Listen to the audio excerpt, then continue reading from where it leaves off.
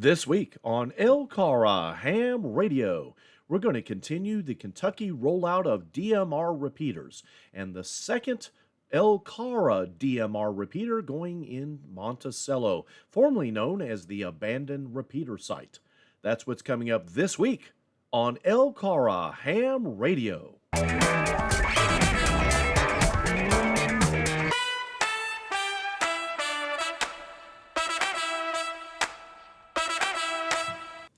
Well, folks, we're back at it. This time, we're at the previously known as the Abandoned Repeater Site to install yet another DMR repeater. And Thomas, N1 DTA, brought his 15-foot fiberglass antenna. So a little bit different antenna than what we had at the 88 site. His hardline on a spool. And we've got two climbers today. We've got our regular standby climber, KI4RWO, and Thomas also climbs a lot. So we've got our bases covered, and it's time to get a DMR presence on the south end of Lake Cumberland. One of the things that has really impressed me, just watching Thomas go about his day, is the attention to detail that he's got when he's installing these cables, antennas, and whatnot. And here we're wrapping it with weatherproof tape, and then he's going to come with, on top of that, with the electrician's tape to ensure that we've got the ability to keep water out where the hard line connects to this small little section of cable that actually connects to the SO239 on the antenna. This is the hard line we're using this particular engagement. What do we got there? 7/8 hard line. Now, we were looking at our hole situation here in the top corner of the shack, and we don't have enough space to bring in another hard line, so we're going to have to drill another hole. And the tool is waiting to be picked up and drilled. So AC4DM, as is his wont, picks up the drill and goes to work. I think this drill bit's getting a little bit used. It required quite a bit of force to get through on this side, and eventually he will make it through. And we got the first piece of metal. Now, the way these buildings are constructed, they're steel buildings. There's steel, foam, steel on the panels. These are using panels that are cut out when making steel doors, and they make buildings out of the leftover steel panels from the door construction. We went outside to try to go through the steel on the other side, but we couldn't get enough leverage on that ladder, so we went back inside and just went all the way through. But eventually we're going to have to put some PVC through there so that we have a proper way through the hole that won't chafe the cable, the hard line. So KI4RWO in his gear and N1 DTA. Ken is going to be climbing the tower this day, and N1 DTA will be there as a backup in case we have any emergencies or if he just needs some assistance. But Ken was able to handle this on his own, no problem. So mainly we're just making sure that Ken has everything that he needs with the rope that he's taking up and the way that we are going to shuttle different pieces and parts up to him. Now, this tower is about 135 feet. It actually is in two sections. There's the larger section towards the bottom, but Ken is now on the narrower section, and that's actually where we have the repeater antennas at the very top of this narrow section. And once he's at the top, he's ready. What's the reason for all the DMR repeaters that you're putting in across the state? I hate this one spot. I don't know. It's just a hobby. A hobby? Yeah. And plus the fact of emergency or something like that, you'll have the whole state covered from anywhere in the state. right. One system, you know, one system cover the whole state. Yeah. It's all network. Right. And you went with DMR because the type of equipment that comes off of these other Commercial stuff. EMS and what have Yeah. you, it just really lends itself to DMR? Yeah. So after speaking to somewhat camera shy N1 DTA, we go back to zooming in here on Ken. He's getting his rope ready, and this will allow him to send down with not quite a loop there, but it allows him to send it down, and then we can shuttle antennas, the bracket, and the hard line up to him using this rope. This makes it safe, and it also allows us to shuttle up to him things that are too heavy for him to climb and take up himself. Hardest part is making sure some of these things don't get hung up anywhere on the tower on the way up.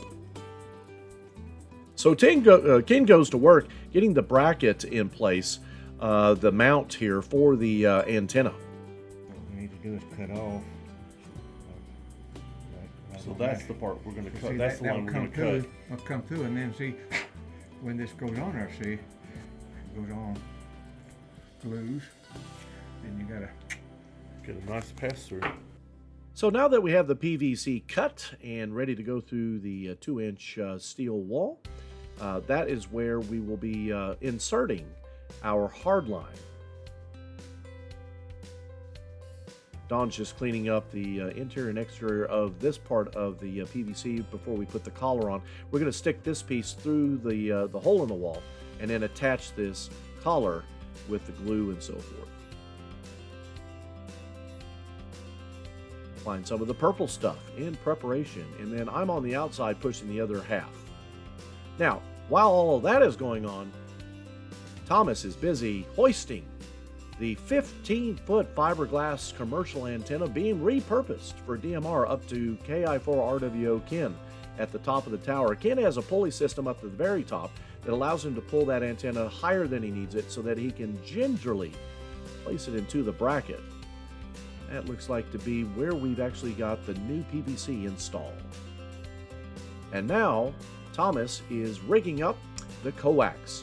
This hard line, if you will, is what we're going to use for this installation. It's a little bit smaller in diameter than what we used at the 88 site. And so Thomas is getting that ready for hoisting while Ken finishes up tightening the brackets for that antenna. This is way up there on the tower, about 130 some odd feet. A little bit less than that. It's a little bit lower than our repeater antenna. Here comes the hoist rope. Thomas will take that and tie that, or fix it if you will, to the hard line, and then we'll begin hoisting that up to Ken at the very top. This allows Ken to be safe so that he doesn't have to carry heavy things or try to attach things while he's climbing that are too heavy.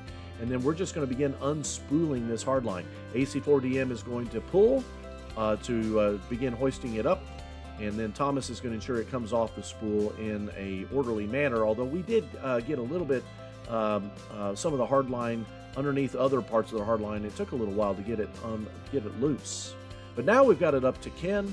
You can see it's already connected to the antenna. There's a pigtail on one end for PL259 to connect to the antenna. Ken begins to work his way down the tower, and while he is, he's attaching that hard line to one of the tower legs so that the line is not going to be flapping in the wind. Keeps it nice and organized and also out of the climber's way. Down by the internet dish, and now we can see the other end of the hard line going into the shack. Ken is still working his way down the tower and making sure that hard line is attached to the leg. That's the end that's just cut, basically, without a connector on it yet. Thomas will soon take care of that. Here comes the Motorola repeater, the XFR 8400, that he has been able to acquire as other organizations replace their systems. And these work really, really well for DMR. Thomas has loads and loads of these he's been able to acquire. And AC4DM helps him install the amplifier that we're going to use with this repeater. And that way the repeater doesn't have to do all of the work on transmit. Attaching some of the cables, this is coming from the repeater down at the bottom to the amplifier, and then from amplifier to the duplexers. You don't see those yet, but they will come into the picture soon. Ken is nearly at the bottom, and so now he's just organizing some of the coax that we have, plus that hard line that are going ultimately into the shack, and just making sure that it's organized and, again, not going to be in any way blown around by the wind too much, and just attaching those cables together as a bundle.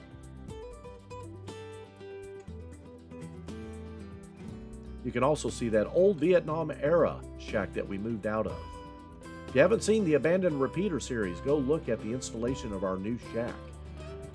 So now we're attaching the Cat 5 connector to, I'm embarrassed to say, a little netgear that we're going to replace with a proper router at some point. But this does give us some internet connectivity back to the 88 site where the internet comes in. And this is just running as an AP device. Plus we have the duplexers installed. And now Thomas goes to work installing the connector on the end of this hard line. He's got to take off the outer jacket first to expose that copper that acts as a shield. This type of coax, if you will, the hard line, uses that solid copper outer shield or outer copper for shielding, so it gives an even better signal rejection from the outside world and preventing it from making it to the inner copper that we're using for the conduction. There's his connector box, and we've got to put on the first half of the connector on that area that he's exposed. And you can tell he doesn't even measure, he just kind of knows how long it needs to be. He's done this so often. Got it on there, and it also goes past onto the shielding or the jacket. Now he's going to start flaring out some of that outer jacket to get a good ground with that connector. And here he's installed the second half of the connector and getting out his adjustable wrenches, pipe wrenches here to tighten it down. You can see the PL239 or SO239, excuse me, connector on the end, or that actually may be an end connector now that I think about it. So we're going down from that hardline diameter to a connector that's more popular with HAMRadio equipment. So I'm pretty sure that's an end connector on the end, and we're taking this pigtail and attaching it to our hardline. The other end of the pigtail will go to the duplexers.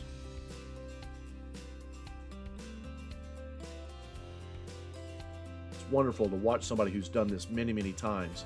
You've got to be careful with hardline. It will bend, and it does give you some flexibility, but you don't want to ever kink it. Otherwise, you got to replace it. So Thomas is now connecting it to the duplexers, and the inside installation and the outside installation is now complete. So really, the only thing that's left to do is just kind of organize a little bit, clean up a little bit, and then get out an HT, and let's test the new repeater.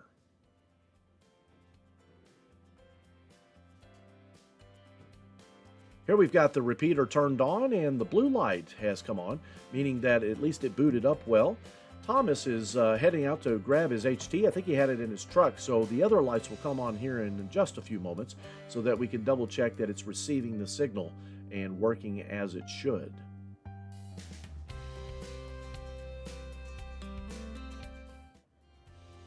Any day now, those other lights. How about that? Very cool. So the installation is essentially done, and based on reports from members, they were able to hit it from many miles away. And this is linked with the other DMR repeaters that Thomas has been putting throughout the state of Kentucky. So now it's just a matter of taking a spool of hardline and putting it back on the trailer and strapping it down for its trip back to his house. Folks, involve yourself in a club. Join these types of activities. They're a wonderful learning experience. Plus, more hands helps the project go faster. And it's great to see two climbers together working as a team. For the Lake Cumberland Amateur Radio Association, I'm KY4BDP Brian. Hope you enjoyed the video. Subscribe, like the video. 73.